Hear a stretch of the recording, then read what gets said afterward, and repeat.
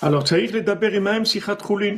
Alors, le tzaddik, il doit parler avec nous un langage qui est un langage profane. Ou les albish bahem Torah. Et il doit habiller la Torah dans ce langage profane. Rak sheu medaber betzirufim.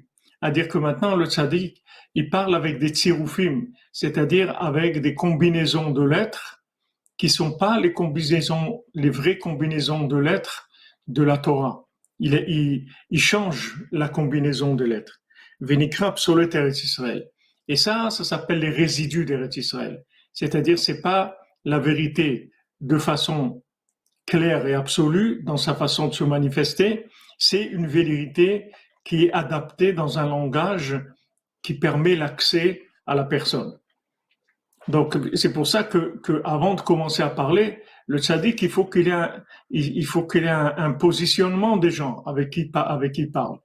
Il faut qu'il connaisse la position de la personne. Si maintenant il connaît pas la position de la personne, c'est pas la peine qu'il parle.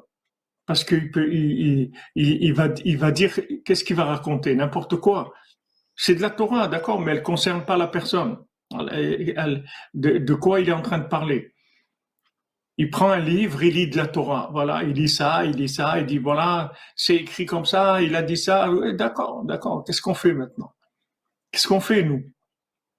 Il faut nous parler quelque chose qui nous mette en route, qui nous fasse bouger, qui réveille notre cœur, qui nous donne des conseils qui sont clairs pour nous, qui nous donnent des moyens d'avancer.